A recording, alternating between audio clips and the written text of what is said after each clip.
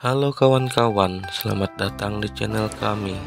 Kami doakan kawan-kawan selalu sehat, dilimpahkan rezekinya, dan jangan lupa untuk selalu bahagia. Amin. Pada video kali ini, menceritakan tentang seorang pangeran dari kerajaan terbesar di jagat raya Kalimantan, yaitu Kerajaan Isen Mulang. Kerajaan yang sangat berkuasa dan merupakan kerajaan pemerintahan pusat dari seluruh pulau Kalimantan. Sang pangeran, dia memutuskan dirinya untuk menyamar menjadi seorang pengemis agar dia dapat secara langsung melihat bagaimana kehidupan rakyatnya yang ada di luar istana. Tetapi yang mulia raja tidak membiarkan dia pergi sendirian. Dia mengutus 2 dari 4 tetua istana. Tetua-tetua ini berjubah hitam dan bertopeng. Mereka sangat misterius. Kesaktiannya sangat ditakuti dan disegani di seluruh jagat raya Kalimantan. Kedua tetua ini diutus oleh raja untuk melindungi sang pangeran di luar sana. Bagaimanakah keseruan kisah ini? Mari kita saksikan.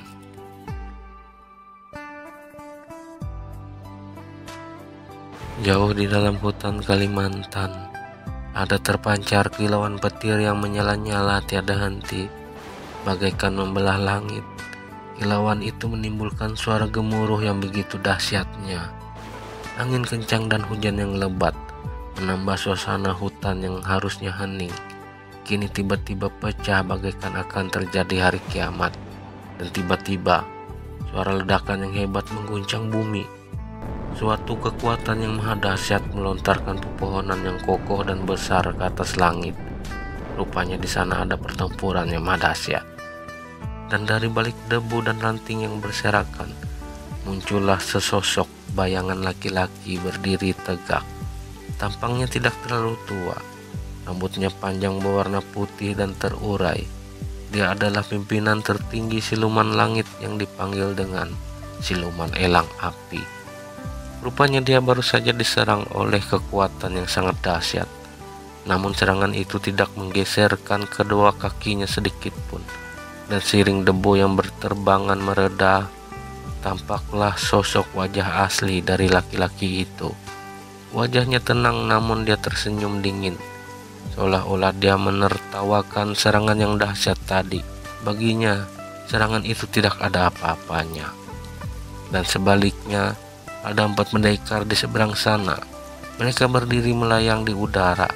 Segel perisai berwarna-warni mengelilingi tubuh mereka. Namun tampaknya mereka sedang kelelahan. Frustasi berat tersirat di masing-masing mereka, seolah mereka kehabisan akal untuk dapat menaklukkan laki-laki itu. Mereka berempat ini bukanlah pendekar biasa. Mereka adalah tetua petir, tetua api, tetua air, dan tetua angin. Keempat pendekar ini termasuk para pendekar yang paling disegani di jagat raya Kalimantan.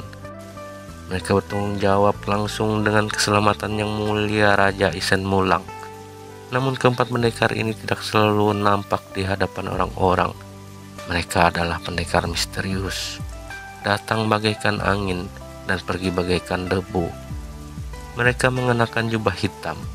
Wajah mereka ditutupi oleh topeng yang menakutkan, di mana tetua petir memiliki topeng berwarna hitam, tetua api memiliki topeng berwarna merah, tetua air memiliki topeng berwarna biru, dan tetua angin memiliki topeng berwarna putih.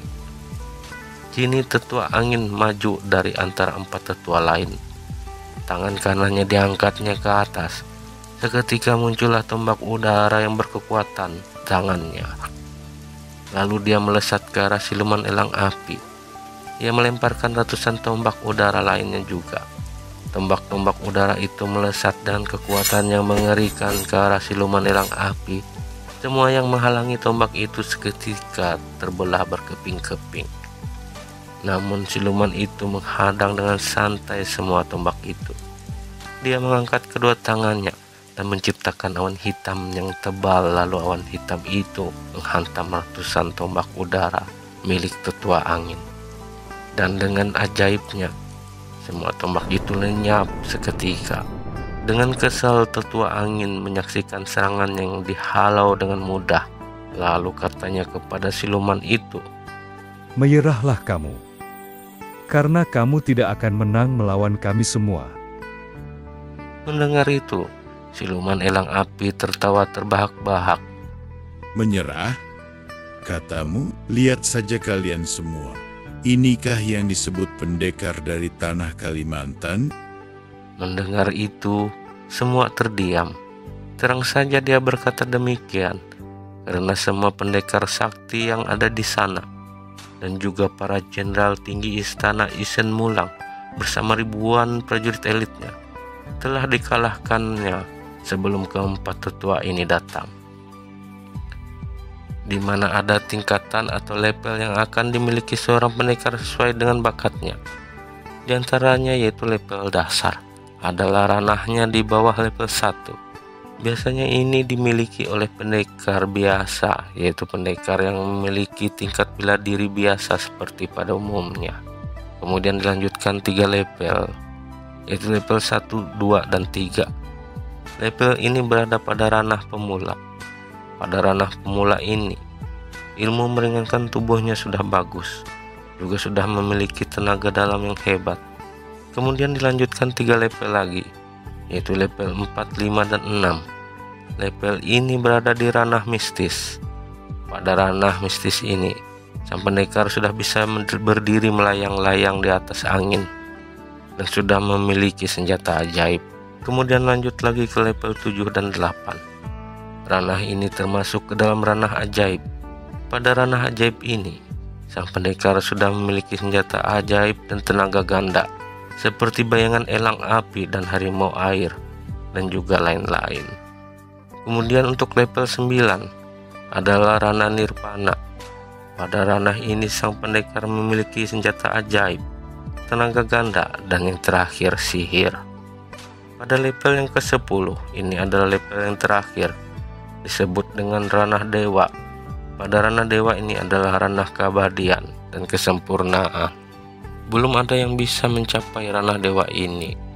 Untuk diketahui bahwa keempat tetua bertopeng ini berada di level 7, yaitu ranah ajaib tingkat 2, dan para pendekar sakti lain yang ada di sana, dan juga para jenderal tinggi istana rata-rata berada di level 4 hingga 5. Sedangkan siluman elang api itu berada di ranah ajaib tingkat tertinggi, yaitu level 8. Seketika seluruh pendekar yang ada di sana bersama-sama melafalkan mantranya. Petir dan badai muncul dengan dahsyatnya. Pohon-pohon besar yang ada di sana terpental ke sana kemari karena tidak mampu menahan kekuatan yang begitu besar. Para prajurit elit yang berada di level 1 harus dilindungi oleh pendekar-pendekar sakti lain yang di atas levelnya, karena kekuatan kali ini adalah kekuatan gabungan seluruh pendekar untuk menyerang siluman elang api. Di sisi lain, siluman elang api mulai serius. Dia memasang segel pelindung api, dan dari belakangnya muncullah seekor elang api raksasa. Mereka berdua siap menerima serangan gabungan dari seluruh pendekar di sana. Pancaran petir, badai, air, api, tanah, dan lain-lain melesat menuju ke siluman elang api. Dengan segenap tenaganya, siluman api menyambut serangan mereka. Kekuatan itu pun beradu dengan dahsyatnya, menciptakan ledakan yang sangat besar dan mengerikan, sehingga daratan di sana berguncang hebat, termasuk istana kerajaan yang letaknya jauh dari sana tidak lepas dari imbasnya. Kemudian hasilnya, para pendekar sakti itu terpentar seluruhnya. Mereka muntah darah dan terkapar. Para prajurit elit di sana banyak yang gugur karena tidak kuat menahan kekuatan yang dahsyat itu. Sedangkan siluman elang api hanya terpental beberapa langkah saja, namun dia juga sedikit terluka. Menyaksikan siluman elang api yang tetap tegar berdiri di seberang sana membuat seluruh pendekar yang ada di sana bergidik. Nyali mereka runtuh seketika. Begitu juga dengan keempat tetua. Mereka cukup terluka parah. Namun hanya mereka berempatlah yang masih bisa berdiri di atas kedua kakinya. sedangkan yang lain sudah terkapar tak berdaya.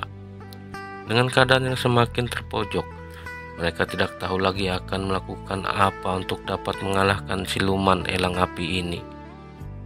Melihat para tetua itu masih sanggup berdiri, siluman elang api tersenyum dingin. Dengan cepat dia melancarkan serangan ke arah mereka berempat. 4 buah bulu api melesat ke arah para tetua. Melihat itu, para tetua sudah pasrah. Mereka sudah berpikir mungkin ini adalah akhir dari hidup mereka. Begitu juga dengan pendekar-pendekar sakti yang ada di sana. Para jenderal yang menyaksikan, mereka semua terpaku. Mereka sudah tidak berdaya lagi untuk membantu para tetua kali ini. Bulu-bulu api itu melesat dengan cepat membakar apa saja yang menghalangi jalannya. Hingga pada saat detik-detik terakhir, saat bulu-bulu api itu hendak menyentuh keempat tetua itu, tiba-tiba kilauan keemasan melesat dari belakang. Kilauan keemasan itu menangkis bulu-bulu api. Para tetua dan seluruh orang-orang di sana sontak terkejut seketika. Mereka keheranan akan munculnya kekuatan yang dahsyat itu dan menyadari bahwa hanyalah Rana Nirvana level 9 yang memiliki kekuatan semacam itu. Tidak kalah terkejutnya, siluman elang api menyadari bahwa ada pendekar yang lebih sakti dari dirinya. Sontak dia panik dan mencari tahu siapa gerangan pendekar sakti itu. Dari kejauhan muncullah seseorang dengan aura sinar keemasan di tubuhnya yang menandakan bahwa ia memiliki ranah nirvana. Dan betapa semua orang yang ada di sana terkejut setengah mati bahwa yang muncul sesosok itu adalah Yang Mulia Raja Isen Mulang itu sendiri.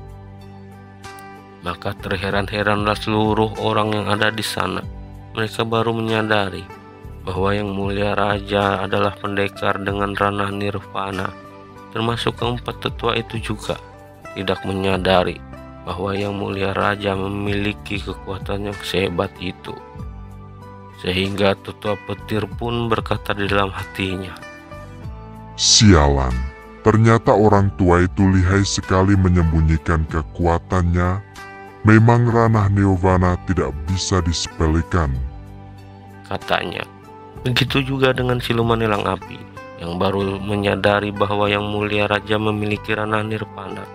Dan dengan seketika dia berniat untuk melarikan diri.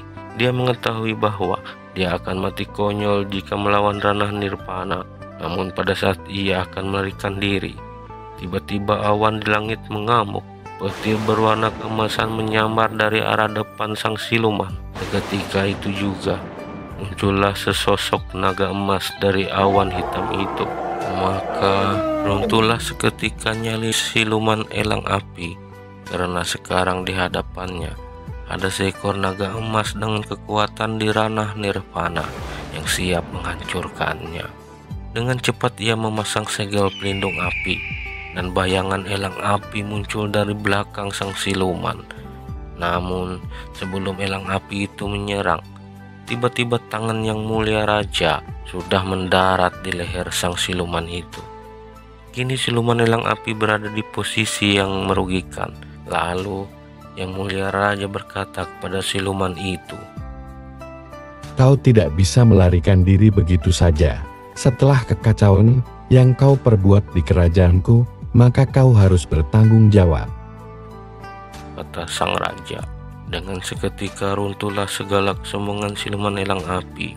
Dia kira hanya dirinya lah yang terkuat di jagat raya Kalimantan ini. Maka dengan bergetar dia berkata kepada sang raja, "Ampunilah aku Yang Mulia. Aku akan bertanggung jawab atas kekacauan ini. Hukumlah aku sekehendak hatimu, tetapi janganlah membunuhku," kata sang elang api. Tetapi sang raja mengangkat tangannya dan hendak menghajar siluman itu. Namun tiba-tiba dari kejauhan terdengar suara yang mengagetkan. "Jangan Yang Mulia, hamba mohon jangan lakukan itu." Terkejutlah seluruh orang-orang yang ada di sana. ternyata yang berteriak itu adalah sang ratu Isen Mulang. Sambil memegang perutnya yang sedang hamil dan yang sebentar lagi akan melahirkan, ratu memohon Yang Mulia Raja agar tidak membunuh siluman elang api itu.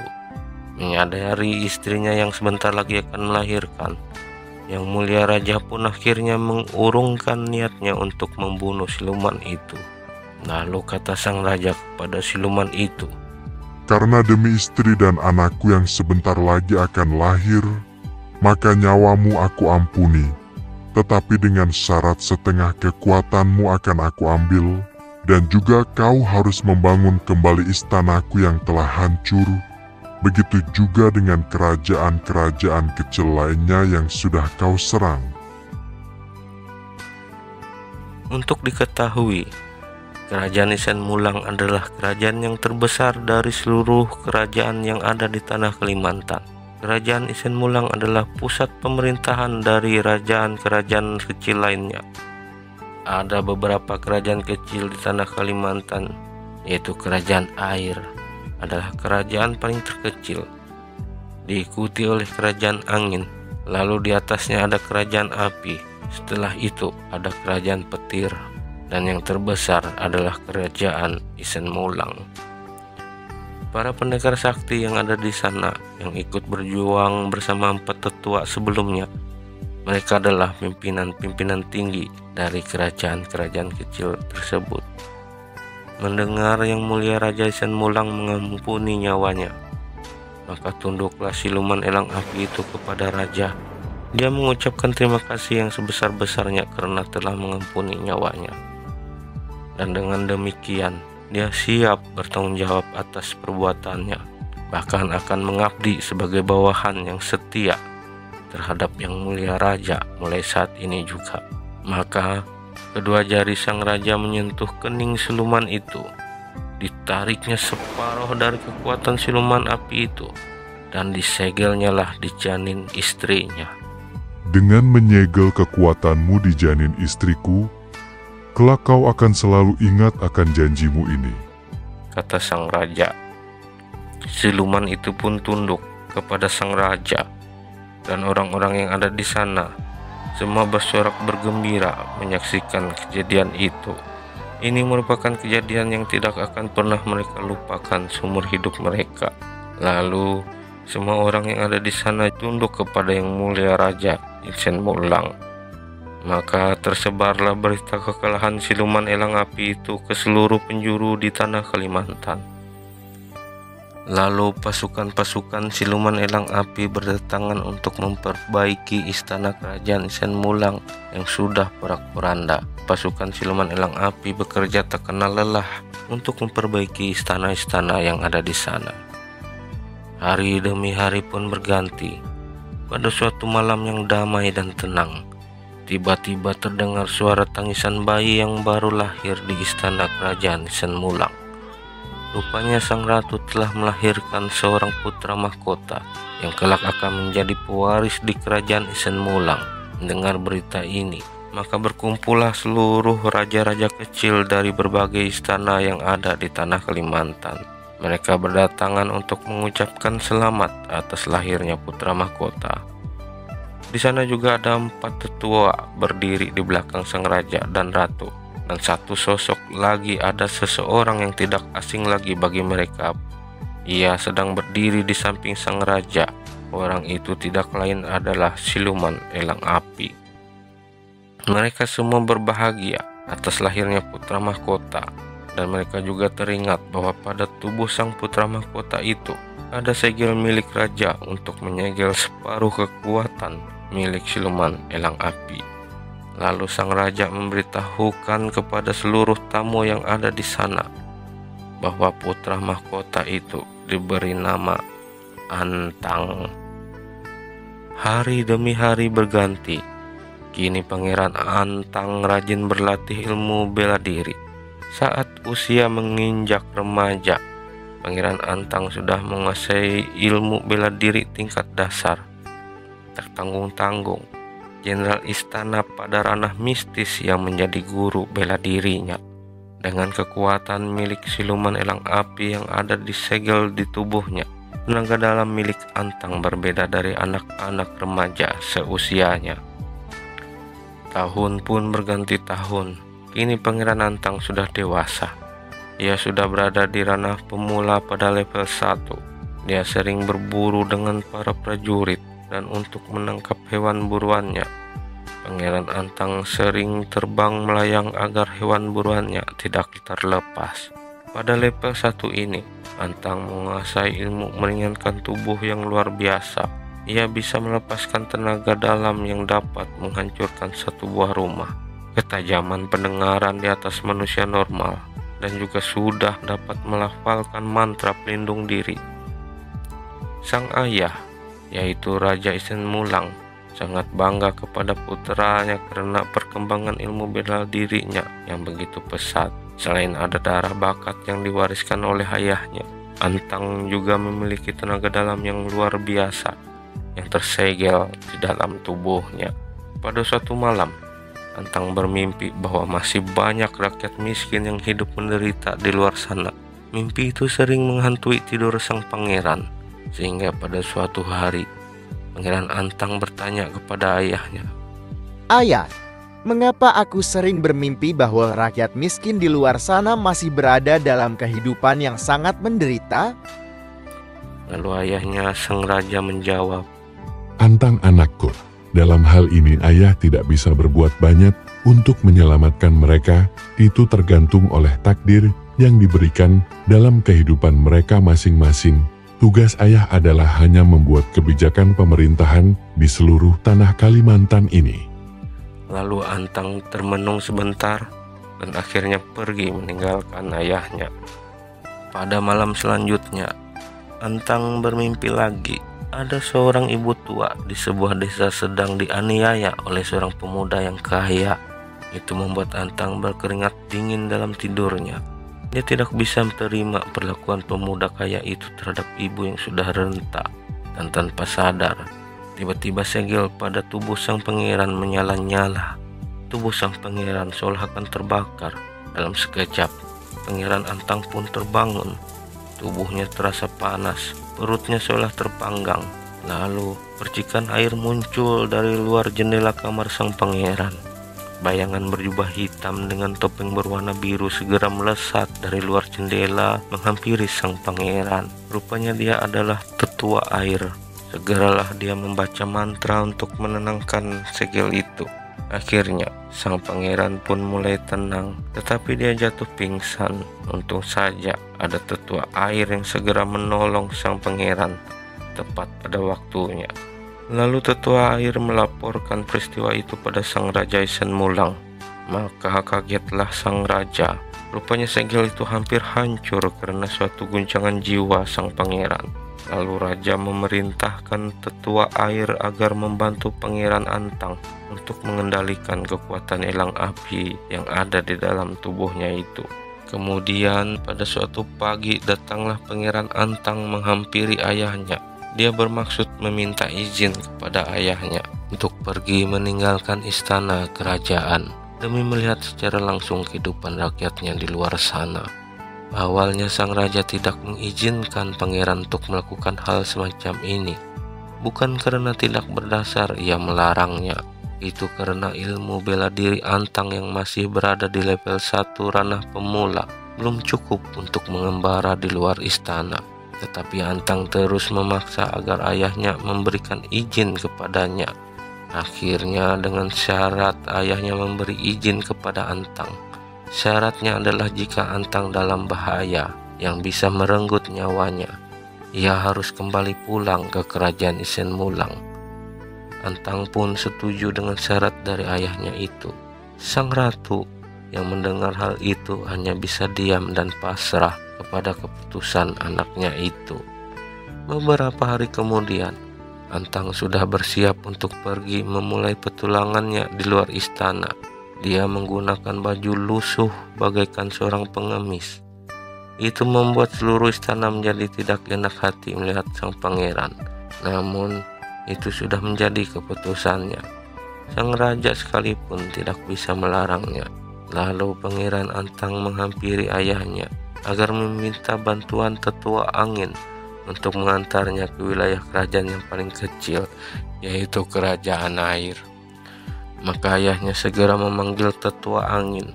Maka tibalah tetua angin dengan jubah berwarna hitam dan menggunakan topeng berwarna putih.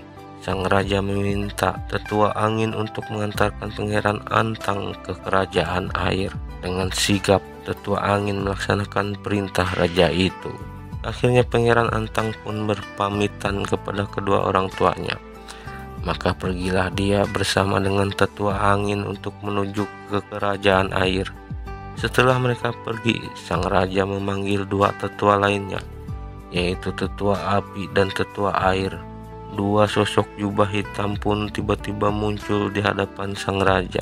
Lalu raja memerintahkan kepada mereka berdua untuk melindungi anaknya jika suatu bahaya terjadi pada anaknya di luar sana.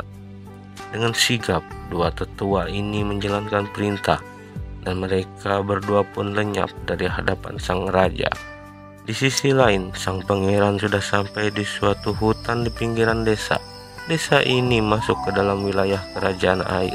Tidak membutuhkan waktu yang lama bagi mereka berdua untuk sampai di tempat itu.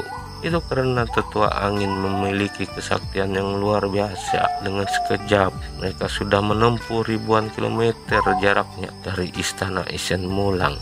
Menyadari kehebatan tetua angin, sang pangeran pun terkagum-kagum dan memuji kesaktiannya. Kemudian tetua angin sujud untuk berpamitan kepada pangeran.